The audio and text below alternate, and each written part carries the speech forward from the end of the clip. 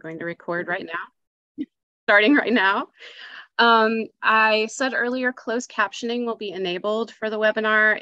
It's the live transcript CC button at the bottom of your screen where you can enable the subtitles to be shown if that is helpful for you.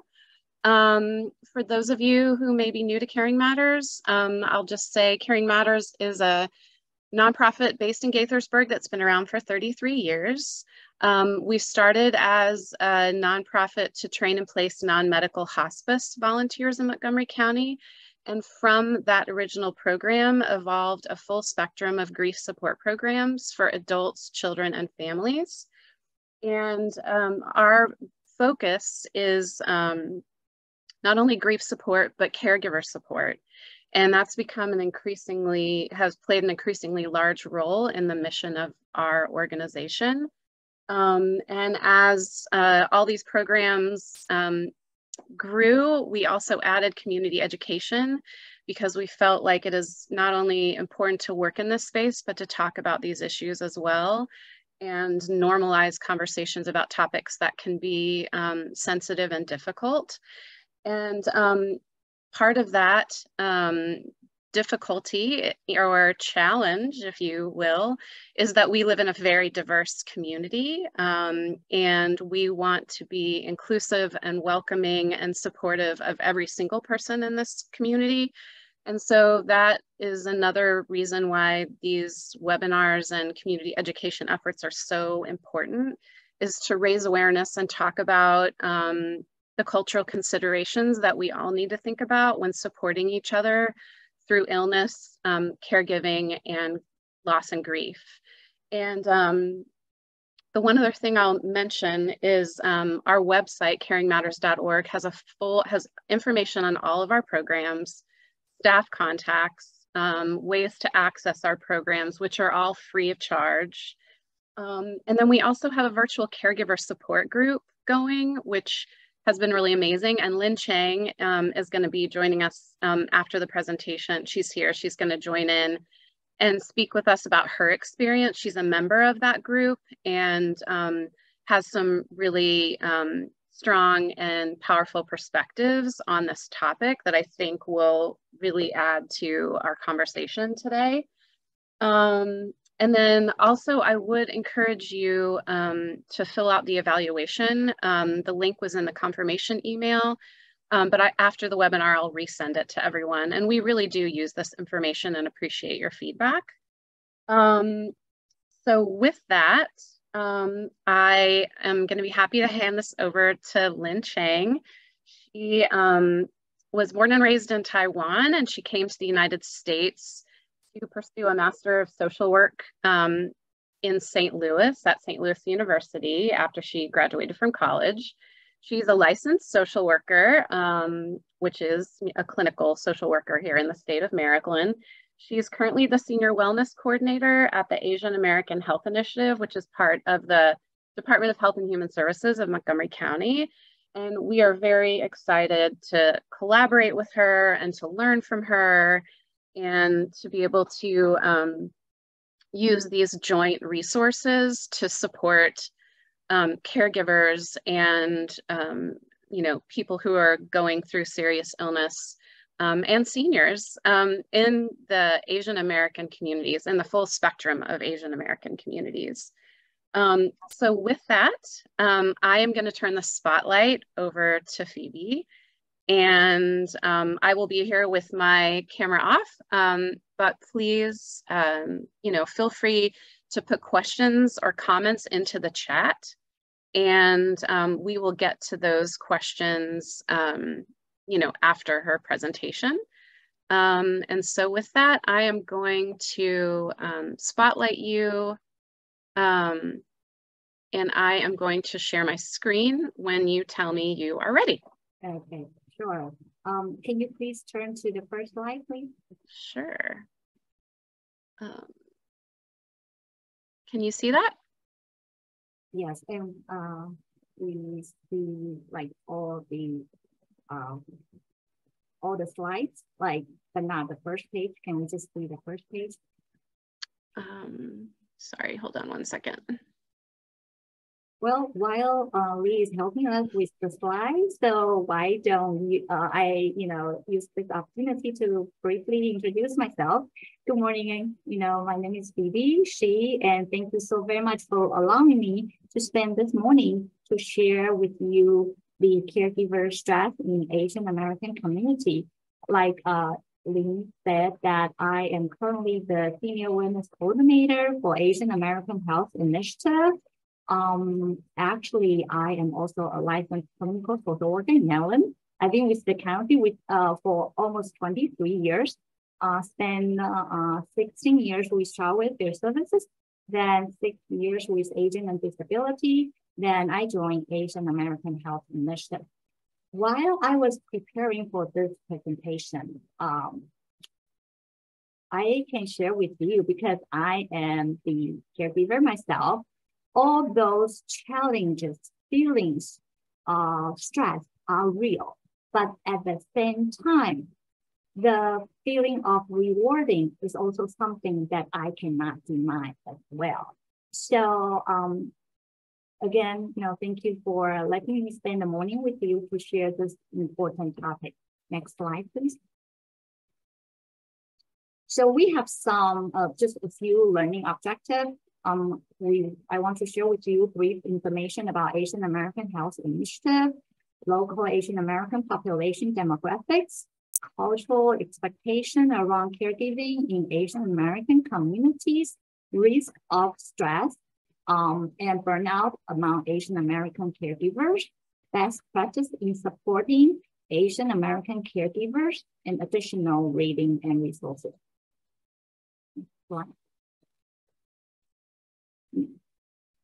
As we can see from this chart, Asian American Health Initiative is actually a part of Department of Health and Human Services for Montgomery County. We are under Office of Community Affairs. And in addition to AAHI, we also have African American Health Program, as well as Latino Health Initiative. Next slide. So AAHI's mission, our mission is to improve the health and wellness of Asian American communities in Montgomery County by applying equity, community engagement, and data-driven approaches. Next slide. So we know that there are a lot of Asian Americans in Montgomery County, but exactly how much Asian American population in Montgomery County?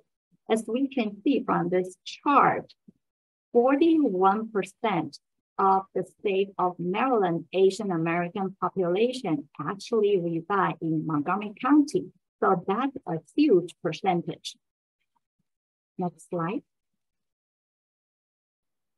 So if we break down in Montgomery County, Asian American comprise of 15.6%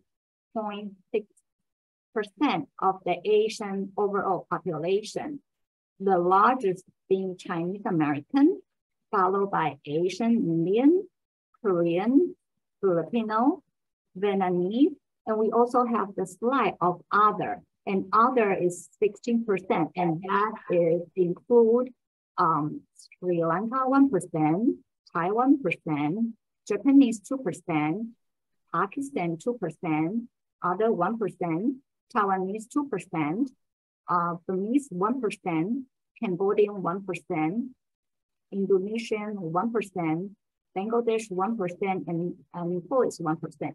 So you see among Asian American populations, we have a lot of similarity, but we are also very diverse. Next slide. So within the overall Asian American population in Montgomery County, as we can see, 52.2% is female, 47.8% is male, and 31.6% were born here in the States, with 68.4% were born outside of the United States. And the limited English speaking household is 24.4%. From the chart below, we can see the percentage for 35 years old to 54 years old comprise of 30% of Asian American in Montgomery County. Next slide. So compared to other minority groups, Asian Americans have the largest proportion of older adults, with 17.2% of Asian Americans being over the age of 65 years. Asian Americans have the largest percentage of seniors with a disability compared to all racial ethnic groups, and more than 1 in 4 Asian Americans aged 65 years old or older have a disability. Next slide. And you might ask me, Phoebe, why you share the data or statistic with us?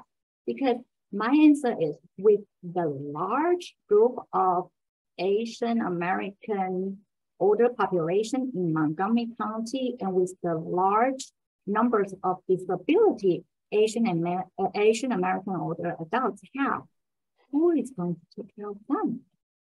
And the answer will be, because of the cultural influence, the caregivers for most Asian American elders will be their family member. So a lot of Asian American adults will be the caregiver to their elder parents. What's the definition of caretaker? A caretaker is a person who tends to the needs or concerns of a person with short or long-term limitation due to illness, injury, or disability. The term family caregiver describes individual who cares for members of their family of origin or family of choice. And as we saw from the previous slide, that adults between ages of 45 to 64 are currently the largest adult group within the Asian American community at near 30%. Often these adults are the ones that are serving as caregivers for older adults. And I can say that I am one of the adults between age 45 to 64 are caregivers. And on an average, Asian caregivers are usually 49.3 years old. So you see, with the increase in numbers of Asian American older adults, the needs for caregiver support will be increased. Next slide.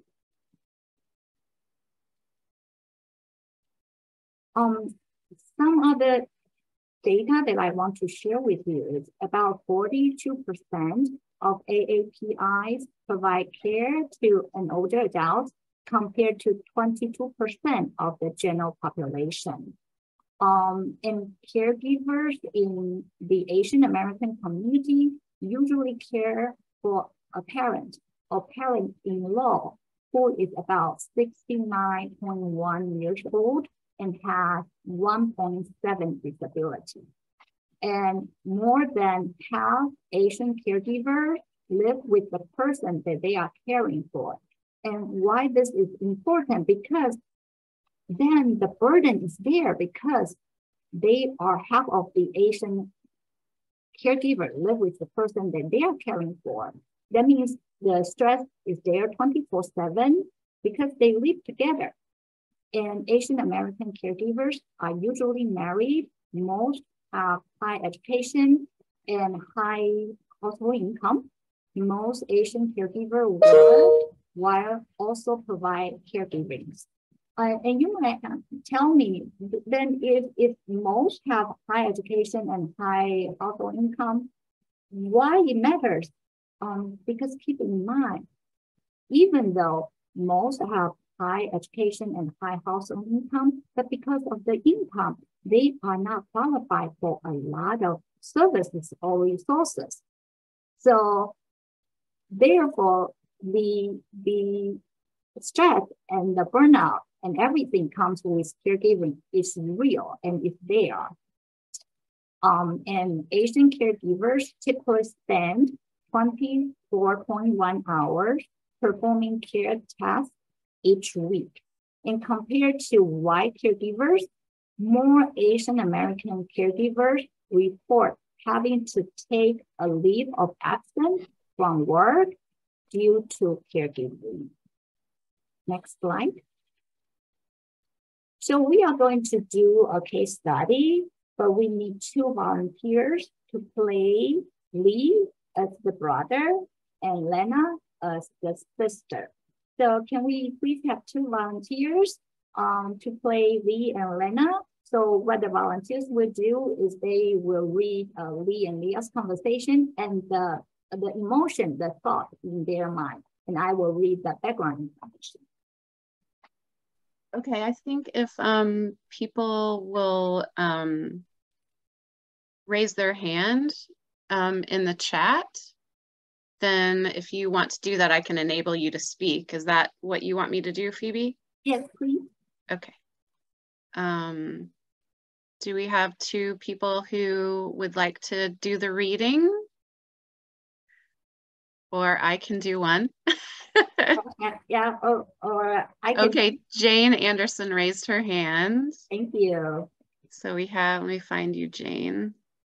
Hold on.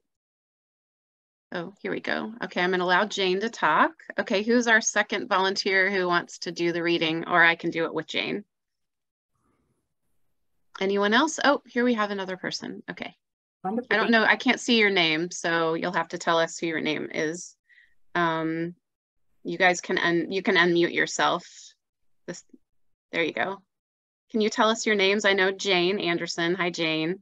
Hi there. Amy Stewart. Amy Stewart. Okay. Okay, so can we move to the next slide? So who will be Lee and who will be Lena? Jane, why don't you be Lee, and then Amy, you do Lana. Can you guys see this okay? Pretty much. Yeah. Okay. Okay, so let me read the background information. Lee and Lena share the responsibilities of taking care of their aging mother.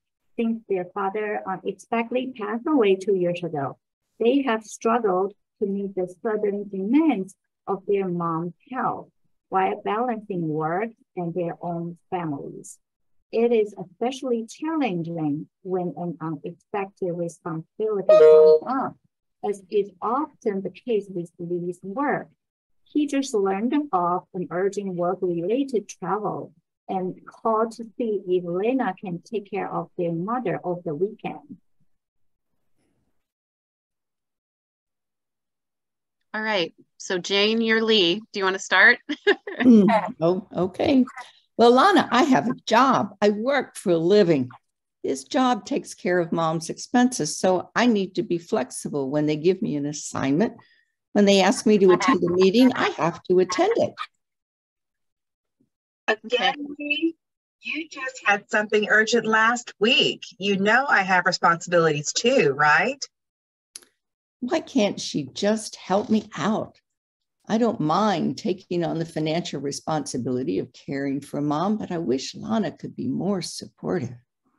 We all have a lot going on, Lana, and this isn't a huge request. She just needs to stay at your place. Why do you always make it about you? Here I am yet again, scrambling to take care of everything and everyone. Why can't Lee understand that managing mom and a child with special needs is really tough? I am not making it about me. You always ask me to do things at last minute. Either way, it sounds like there are no other options. Just drop her off tomorrow after work. Okay, next slide. Struggling to meet the needs of her son and provide care to her mom was taking a toll on Leah's health. Lately, she feels like she has no energy. In the past, Lena suggested she and Lee use outside help to take care of their mom. However, they knew their relative would label them as too Americanized. As their mom's dementia progressed, so did the demand for constant care. Frustrated and overwhelmed by guilt, Lena fell asleep on the couch. When she wakes up, her mind is racing with thoughts. We have no other choice. No one will take care of Mom as well as we do. Mom was so good to us. This is my duty. Mom has sacrificed so much for us. I have to be there for her. Lee will never understand what I'm going through. I should be ashamed of feeling this way. Maybe I'm being selfish. During his meeting, Lee tries to forget about all the tasks he has to take care of baking home and tries to get some work done, but he has a hard time concentrating. Mom's insulin pickup on Tuesday. Evening work meeting on Wednesday. This pressure is too much. I am so tired of this. Why is Lee so bitter? Next slide. Even after returning home from his work, Lee is unable to stop thinking about all the things he has to get done. His wife, Leah, noticed that Lee seems even more stressed than usual. Recently, she has noticed changes in his appetite and constantly find him laying awake at night, staring at the ceiling, unable to fall asleep. Today in particular, Kia feels like there's something that is deeply bothering Lee and knows it was time to talk to him. I wish Lana would do more to help out with Mom. All those project deadlines. Need to pay Mom's medical bill by the end of the month. I need to be strong for the family while we take care of Mom. I wish I knew how to take better care of Mom's health.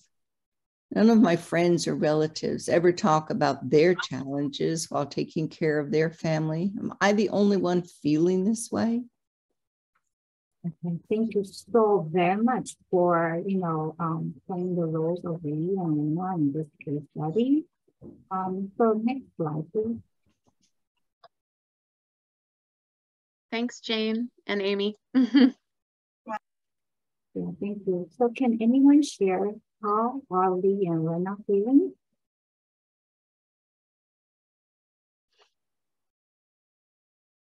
Oh, I don't have the sound on. Do you want me to unmute the participants, or do you want them to put into Q&A? Can we unmute them for this slide, please? Sure. Hold on one second. Let me do that. I'm just gonna unmute everyone, and if there are people that want to speak up, why don't you just raise your hand and we can do that. So how are they? How are Lee and Lena feeling? Apparently just a lot of frustration, a lot of even some resentment in some of the puff conversations that were there, just mismanagement of so many things, but not with malice, just really trying to keep it together. They're exhausted. Exactly. I think overwhelmed is just the beginning of it. They are certainly overwhelmed, but also they seem to be like ships passing in the night, and that they recognize that each other are having difficulties, but they can't even talk really about what the difficulties are. I mean, there's a lot going on for each of these individuals, and a lot of it's legitimate, and no wonder they feel overwhelmed, but they can't ever or don't ever unpack and say, this is what's driving it. This is what I'm feeling and what I'm what my concerns are, and I can't get past it to really hear where you are. Right, exactly. And they also feel like none of their friends or the rest of families talk about this kind of feeling. They feel like they have no choice but to hide their feelings because no one talks about it. Anything else? They feel very judged and pressured by other person's opinions. There does seem to be a very strong pressure to handle this themselves, and they're clearly expressing it's more, especially with dementia, something that's changing and increasing in responsibility more than they can handle. And actually, you are totally right. A lot of the illness come with aging, for example, dementia, and any other medical condition. The progressiveness will be getting worse, not better. So the demand for caring will get more, not less. Therefore, the stress will be more down the road, but not less. Anything else you'd like to share? As you can see, all those feelings of helplessness, grief, loneliness, anxiety, loss, fear, frustration, sad, burnout, isolation, guilt. Because Lena said that, mom has done so much for us. And shame, resentment, and withdrawal. Next slide, please. So 42% of AAPI provide care to an older adult compared to 22% of the general population. Similarly, 17% of AAPIs live in multi-generational households compared to 7% of the total population. As we shared before, half of the Asian American caregivers live with the person they care with, they care for. And while strength and resilience are attributes to many AAPI families, AAPI family caregivers face unique challenges in caring for loved ones. Cultural issues such as family shame create barriers for AAPI and their caregivers in accessing formal long-term service and support. So cultural influence in AAPI caregivers is huge. And I'd like to share some cultural influence with you. For AAPI caregivers, they take on responsibility as caregivers for their older parents because of their locality.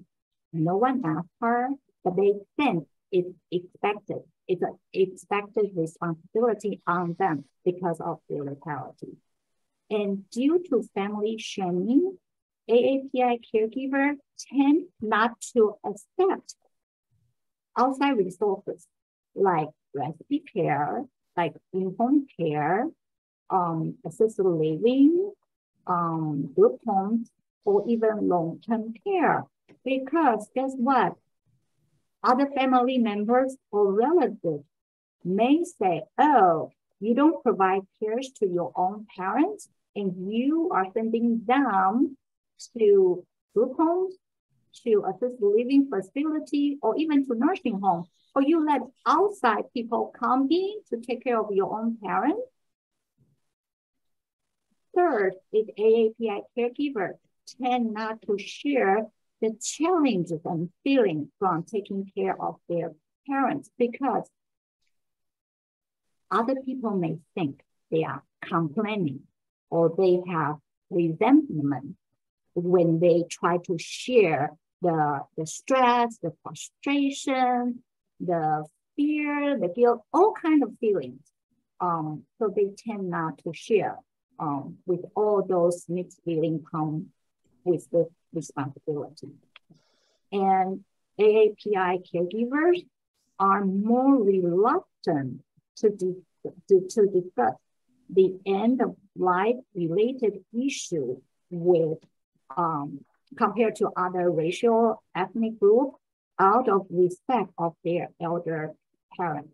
I remember not like even discuss end of life issues with elder parents. I remember years ago when I first raised the concern that my mom may have signs of dementia, I all of a sudden became the least popular family member in the family, not only in my direct family, but among my relatives. So not to mention that we have the courage to discuss end of life issues, because then we will be seen totally disrespectful to our elders. And AAPI caregivers are more reluctant to use the outside help or support because you don't use outside people to care for your parents. You do it yourself because then you are not a good daughter or you are not a good son. Next slide, please.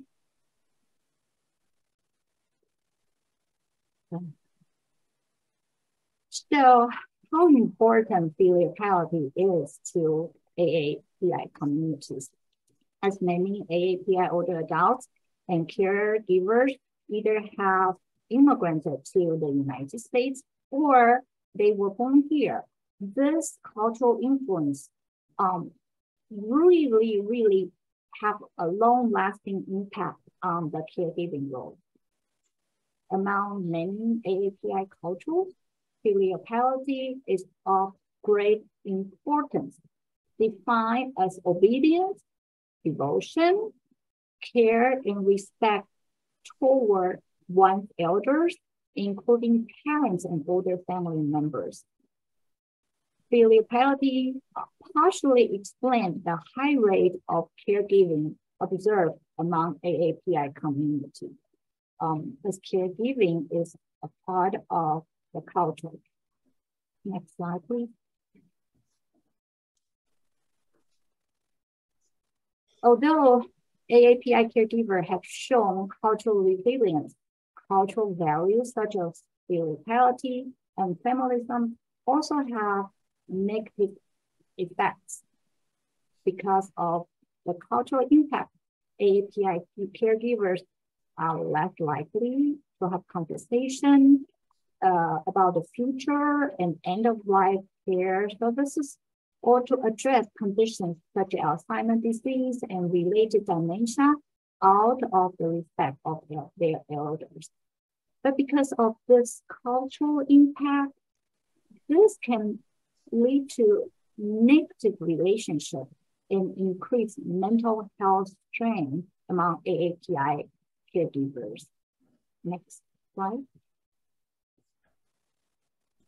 So Asian American caregivers face unique cultural and linguistic challenges, creating even more strain on top of the stress and burnout that all caregivers face. So these are all the challenges for all caregivers need to face. Long-term health problems, demands on constant care, fear of uncertainty, guilt, sleeplessness, shift in role, denial of the disease. And on top of all the challenges, AAPI caregivers need to face unique challenges in lack of culturally and linguistically appropriate resources, do not meet the service need, language barrier, acculturation, cultural norms, lack of community network. So AAPI caregivers really are facing double challenges. Next slide, please. So here are some thoughts for ways to support AAPI caregivers. If you are an individual or if you are a volunteer working with AAPI caregivers, it is extremely important to let them know when they feel overwhelmed, sadness, or constant worry. Those feelings are normal. It is extremely important to let them know there are emotions come with caregiving, and those emotions are very normal. Because AAPI caregivers, due to cultural influence of spirituality,